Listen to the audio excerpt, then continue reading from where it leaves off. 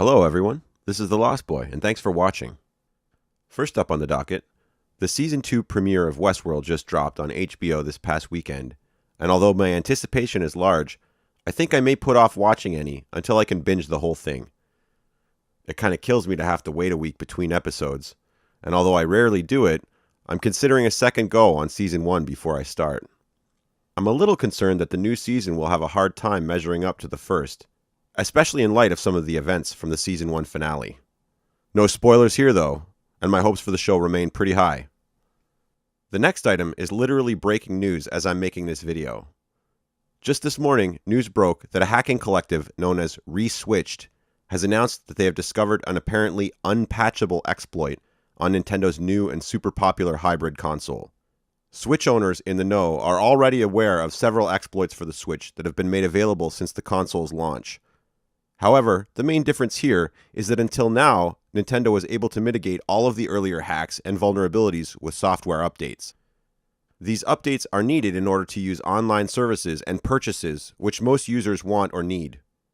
This had effectively rendered all previous hacks somewhere between very inconvenient and totally useless. Unfortunately for Nintendo, the compromised boot ROM in question cannot be modified after the unit leaves the factory. This latest hack, which is named after the French phrase frozen rocket, relies on a vulnerability in the NVIDIA Tegra X1 CPU, which is used in Nintendo Switches as well as other devices. Without getting super technical, there exists a flaw in the code of the boot ROM, which allows requests of byte sizes much too large for the Switch to handle. This too large request allows a data overflow into an important direct memory access buffer in the boot ROM.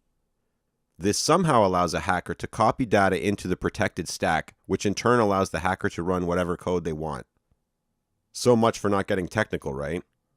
The hack must be initiated by putting the Switch into USB recovery mode, which is apparently the most difficult part of the process overall. USB recovery mode can apparently be achieved without opening the console by shorting out two pins where the Switch connects to the right Joy-Con. This can be done with a small piece of wire. However, a device has been fabricated in order to do this more easily and safely. It has been pointed out that Nintendo will still retain the ability to detect and block hacked Nintendo Switches from its network. However, this would still seem to be quite a big deal. Additionally, many people are pointing out that factors other than software piracy are motivating Switch owners to consider a hack. Backup for game saves are the most popular example. Nobody wants to put in 50 or 100 hours into a well-loved game only to drop your Switch on the floor one day, maybe spill a drink on it, or maybe even just plug her into a third-party dock, and poof, all gone. At this point though, there's no unbreaking the egg. So we'll all just have to wait and see how useful this hack turns out to be, as well as what Nintendo can do to react. The final item this week is the state of retro games and collecting. Lately, I've seen quite a few videos lamenting the rotten state of affairs in retro game collecting. I've heard complaints about those collectors who don't even really care about games. They just want to cash in on the hype. I've heard complaints that retro game-oriented YouTubers are driving up the price of many of the games that they review or discuss. Those are the main two complaints, although I've heard others too. But most of it seems to be a general sourness, similar to when a fun party runs out of beer or other party favors. Seems like there just ain't enough to go around. People are annoyed, myself included, that we would have to part with up to $200 for a copy of Earthbound, for example, or how much harder and more costly completing a set would be now than it would have been 10 or 15 years ago. I have to say that while I sympathize with these sentiments, in a big way we are all just a bunch of crying babies. This is complicated for me, but I will try to put it as simply as I can. When I look at some of the retro gaming channels on YouTube, it makes my collection seem ridiculously small. Some of these people have just unbelievable collections, and I honestly do envy them. However, even just looking at my stuff, I feel like I have more than I could ever possibly need. Many times I hear people mentioning names of games or items needed to complete their collection.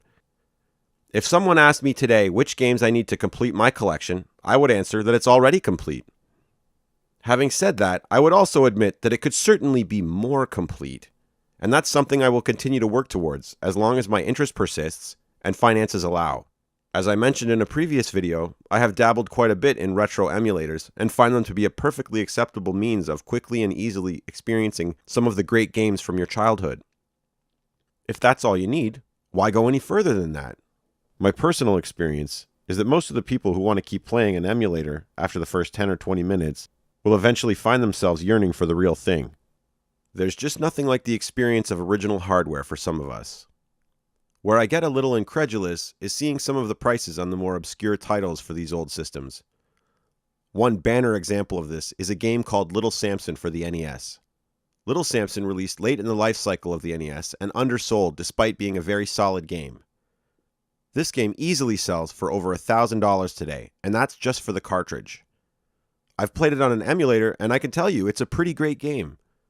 Then again, as much as it sucks that most of us missed out the first time around, I could never justify spending even a fraction of that on a single NES game. I fully understand the economy that leads to such a situation. I just firmly refuse to be a part of it. Many of the best games from retro systems are far less rare and can still be found at least somewhat affordably. There are lots of high-quality common ones, like early Mario or Sonic games, or even lesser-known titles that still sold fairly well, like Comic Zone for the Sega Genesis. I guess maybe when it comes to owning super rare and obscure stuff, it's mostly about bragging rights. But that stuff really only appeals to me when the price makes sense. Wildly overpaying for old tech doesn't seem like anything to brag about. To me, a lot of the fun comes from being patient and sniffing out a great bargain. So, what is the state of retro game collecting? Fine. It's just fine. I have a feeling that those of us with the most patience may benefit quite a bit when all of those speculators finally get bored or find some other shiny bauble to chase. But we shall just have to wait and see. Please let me know your thoughts on today's topics in the comments, and thanks again for watching. Always remember your happy thought, and I will see you next time.